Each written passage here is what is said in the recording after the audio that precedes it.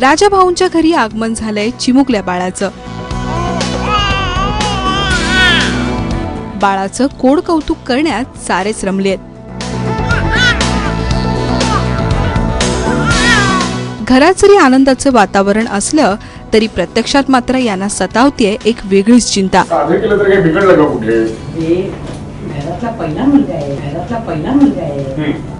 बाळाचं आगमन तर झालंय, पण बारसं करायचं की नाही यावरून घरात वादावादी सुरू आहे. मी सांगते तसं व्हायला पाहिजे. बारसं करू का नको मला सांग. पगार म्हणजे काय? आता या पैशावरती काय अवलंबून आहे तुझं? राजाभाऊंना आतापासूनच बाळाच्या शिक्षणाची चिंता सतावत असल्यामुळे बारशाचा खर्च कशाला असं वाटतंय. तर तिकडे नानी आणि मालती मात्र बारसं थाटातच व्हायला हवं या मतावर ठाम आहेत. एवढं खर्च करून एवढं मोठं बारसं साजरं करण्याची काही गरज आहे का? अरे काय साधेपणाने बारसं साजरं करा. अरे शिक्षणाचा केवढा खर्च आहे. एखादा जीव मोठा करायचा त्याला किती पैसा लागतो. आपलं साधं केलं तर काही बिघडलं का कुठे? आता जो तुम्ही सीन पाहिला त्यात मला आणि मालूला एक छोटंसं बाळ झालेलं आहे, त्याचं बारसं आता करायचं. आणि त्यांचं असं म्हणणं आहे बारसं एकदम जोरदार धूमधडाक्यात करायचं. आणि माझं असं म्हणणं आहे की अजिबात ते धूमधडाक्यात करायची गरज नाही. स्वस्तात काटकसरीने खरं तर चिंगूसपणे करावं असं माझं म्हणणं आहे. कारण मला पैसे खर्च करायचे नाहीत. आणि नानीचं असं म्हणणं काय नाही, पैसे विसे खर्च झाले तर काही हरकत नाही. असा वाद चालू आहे नानी आणि राजाभाऊंचा की बाळाचं बारसं कितपत जोरात करायचं. तर पहिलंच मूल आहे म्हटल्यावर नानींना असं वाटतंच आहे की आपला नातू आहे तर त्याचं बारसं जोरात झालंच पाहिजे. सगळ्यांना बोलवून सगळ्यांना आहेर देऊन ह्याव त्याव.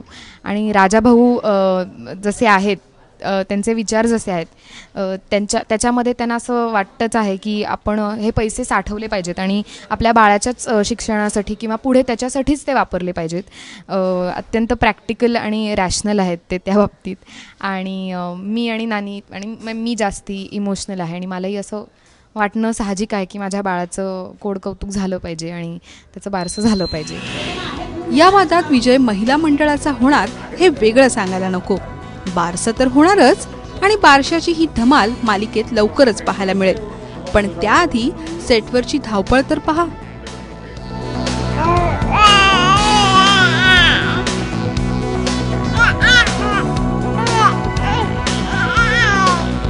या चिमुकल्या पाहुण्याची सर्वच जण अगदी मनापासून काळजी घेत आहेत. बाळाचा मूड सांभाळूनच शूटिंग पूर्ण केलं जातंय. इतके दिवस मला एक असं खोटं पोट होतं ते आज फायनली काढण्यात आलं आणि आज आमच्या सेटवर एक छोटं बाळही आहे. तर मला खूप गंमत वाटते आहे. आणि नाही म्हटलं तरी ती सगळ्यांची आमची रिस्पॉन्सिबिलिटी असं वाटतं की त्या बाळाची काळजी घेणं, त्याला शांत ठेवणं किंवा आमचं जे सगळं चालू असतो, जो सगळा गोंधळ चालू असतो सेटवरती, त्या सगळ्यामध्ये त्या छोट्या जीवाला सांभाळणं ही एक नुसती रिस्पॉन्सिबिलिटी असं नाही, पण त्यात बऱ्याच काही कशा छोट्या छोट्या गोष्टी आहेत. शूटिंगला तुम्ही पाहिलं असेल एक छोटंसं एक बाळ आणलं होतं, फार गोड आहे ते बाळ. तर सीन करताना थोडंसं असं होतंच की त्याला डिस्टर्ब व्हायला नको, ते शांत राहायला पाहिजे. सगळं त्या बाळाच्या कलेनं सगळं व्हायला हवं. 2 मिनटं ते बाळ आल्यावर मला माझ्या मुलीची आठवण आली. अशीच लहान होती ती, अशीच वळवळी होती ती, दंगा करायची. आता मोठी झाली बऱ्यापैकी. सेटवर बाळाच्या येण्याने माहोलच बदलून गेलाय. त्यामुळे चूकभूल द्यावी घ्यावीच्या या पुढच्या एपिसोडमध्ये याच लाडक्याचा पाहुणचार होताना दिसणार आहे.